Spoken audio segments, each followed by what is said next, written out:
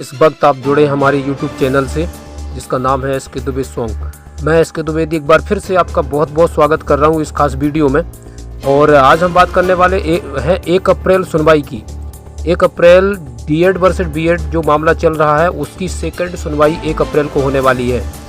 B.Ed versus D.Ed मामला भारत में सुर्खियों में लगातार पिछले कई दिनों से बना हुआ है।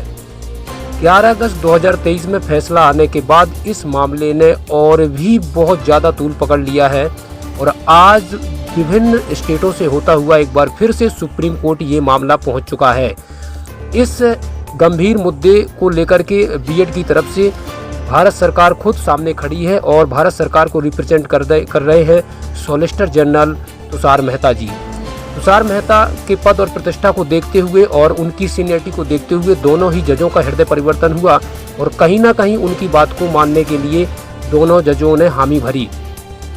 यहाँ पर देखने वाली बात यह है कि सिमिलर याचिकाओं पर जिस तरीके से खारिज किया गया था, उम्मीद लगाई जाती थी कि इस याचिकाओं को भी खारिज किया जाएगा, लेकिन दोनों जजों ने तुषार मेहता के आर्गूमेंट को तवज्जो दिया और यहाँ पर सेकंड सुनवाई 1 अप्रैल को होने वाली है।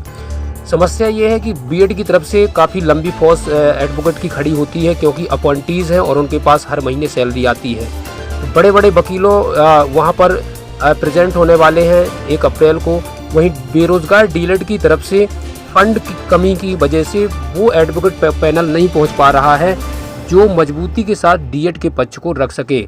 लेकिन यहाँ पर एक बड़े एडवोकेट की ज़रूरत है, सीनियर एडवोकेट की ज़रूरत है जो तुषार मेहता को कोर्ट रूम पर सीधा जवाब दे सके।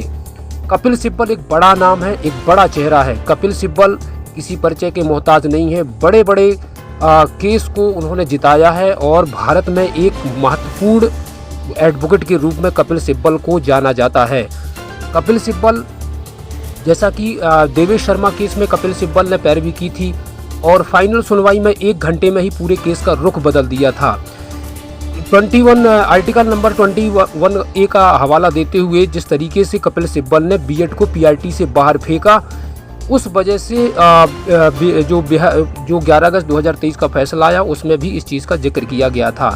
तो कहीं ना कहीं कपिल सिब्बल को उतारने की बहुत ज़्यादा ज़रूरत है। उसके लिए देश के सभी D.Ed अभ्यर्थियों को मैं आह्वान इस वीडियो के माध्यम से करना चाहता हूँ कि एक साथ एक ही प्लेटफॉर्म पर आप सभी को एक होकर के लड़ना है ताकि एक मजबूत एडवोकेट पैनल जो है वो 1 अप्रैल को हम उतार सकें और ताकि अपनी जो बात है उसको मजबूती के साथ रख सकें। आपके तथ्य कितने भी मजबूत क्यों ना हो, लेकिन जब तक एक अच्छा एडवोकेट पैनल हमारे पास नहीं होता है तब तक हम अपनी बात को मजबूती के साथ कोर्ट में जजों के साथ नहीं रख पाते हैं। तो मजबूती से अपनी बात को रखने के लिए super senior advocate Kapil Sibal की ज़रूरत है। साथ में मीनाक्षी अरोड़ा, गोपाल शंकर नारायण सहित कई अहम वकीलों की ज़रूरत 1 अप्रैल को D.Ed की तरफ से पड़ेगी। यदि आप अपने अधिकार को बचाना चाहते हैं तो आपको एक मजबूत पैरवी कराने की ज़रूरत है और उसके लिए अच्छे वकीलों की ज़रूरत है और अच्छे वकील तभी आएंगे जब आपके पास पर्याप्त फंड होगा। कोर्ट में पैसा और समय 2 महत्वपूर्ण चीज़ें होती हैं और इन दोनों को हमको लगातार देते रहना है, तभी जा कर के इस केस को आप जीत सकते हैं और आपका अधिकार जो PRT में है वो आपको मिल सकता है।